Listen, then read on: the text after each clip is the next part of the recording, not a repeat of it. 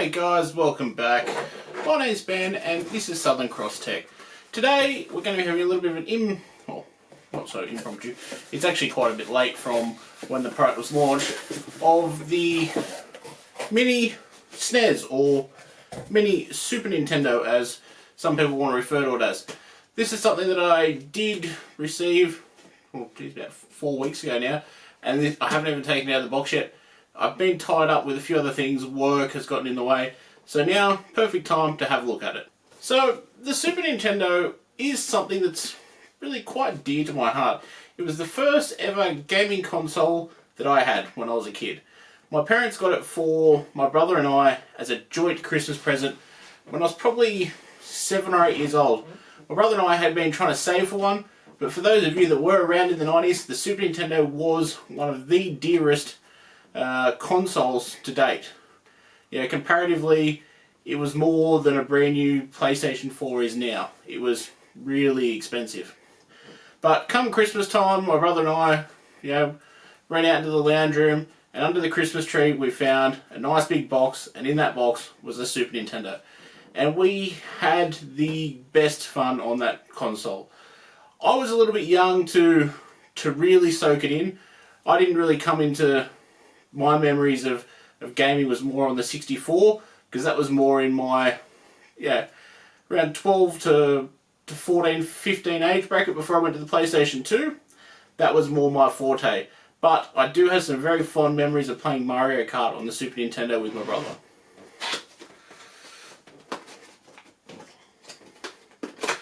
So, jumping in, for those of you that don't know, the Mini Super Nintendo is a retro console that Nintendo have released.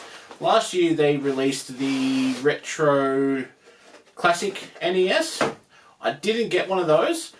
It didn't really draw me in. I never had an NES. I never really got a chance to play an NES. It is a piece of gaming history as such, but it wasn't something that drew me in. The Super Nintendo is the first one to draw me in. And I am really hoping that next year they continue the trend and they bring out a mini Nintendo 64. Now that is going to be good fun. So, jumping in, this is what you'll receive in the box. This tiny, tiny little parcel here is the console. For those of you that don't know, the original Nintendo was about the size of a PlayStation 1. It wasn't an overly large console.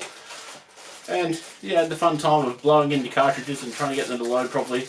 That was the 90s of cartridge gaming. So, in the box, we have the classic controller. It feels just as plasticky and as flimsy as I remember them to be, except, I don't know, the cord's probably the same length. That was the fun of having to sit close enough to the console that you had to still have the cord connected to it. But in saying that, those days we did play two-player split screen on a 50cm TV, or for those of you that are in other countries that use imperial measurement, about a 20-inch TV. And back then that was a big TV. So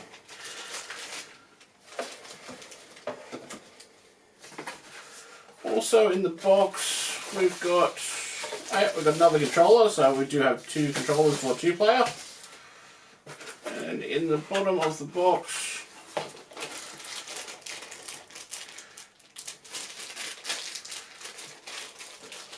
we have a power cable and a HDMI cable.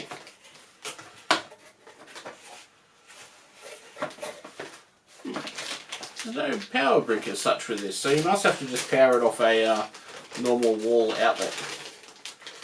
This is just a standard HDMI cable, which is a lovely upgrade from the 1990s composite cables. Let's have a look at this cable here.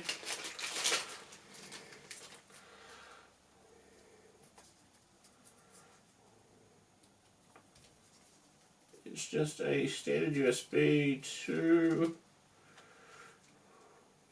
micro USB. So we should be able to find a wall connector somewhere, or even power it off the TV. So I'm going to go ahead and clear this mess up, and we're going to play some games. Actually, before we do play some games, I just want to give you a quick little close-up of the console. On the back here, you can see you've got your HDMI and your micro USB? Micro USB. I can never remember which one's which. And on the front here, you've got your ports for your controllers. It does have the classic slide toggle power switch and your reset switch. Unfortunately, the cartridge port is sealed up, so it doesn't have the flap that you can push in and out. And being this small, I'm pretty sure it's probably going to be something like the Raspberry Pi computing unit. There wouldn't be a whole lot to it because, you know, back then for this gaming, or this style of gaming now, well, these days, you don't need a lot of power to run them. So let's jump in and play some games. One other quick thing you want to know is, see these ports on the front? They are not for the actual controllers. There's a little notch under here, and what you've got to do is you pull out the front tab, fold it down, and that gives you the ports to the controllers. Not quite sure why Nintendo did that and didn't just implement real ports, probably proprietary connectors and things like that, but that's how you actually plug your controllers in. Okay, so I've gone ahead and got it connected sitting here on my desk. The cords aren't very long, so you won't be sitting on the other side of the room playing this, but let's power it on and see what we get.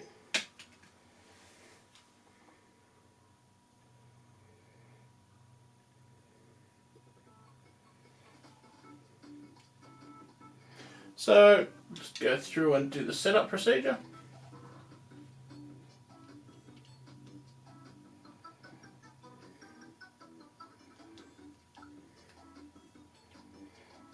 See, and as you can see, we've got all these games to pick from.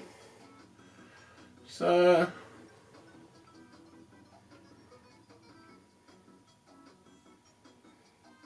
let's go ahead and we'll just pick a random title. So they haven't upscaled all the games to widescreen, only the menus are in widescreen, because the game's originally in 4:3 format. So Final Fantasy 3 loads up fine there, so let's see if we can hit the reset button.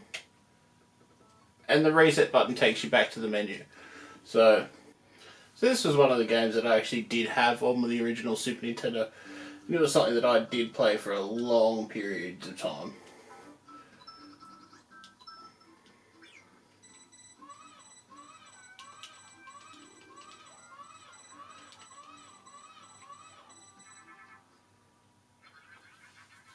So these games are bringing back some really good memories to me. I'm going to go ahead now and play some of these. I'll let you guys go. I'll see you in another video. Hope you guys like this. If you did, please like, leave a comment, subscribe, and I'll see you again shortly. Thank you.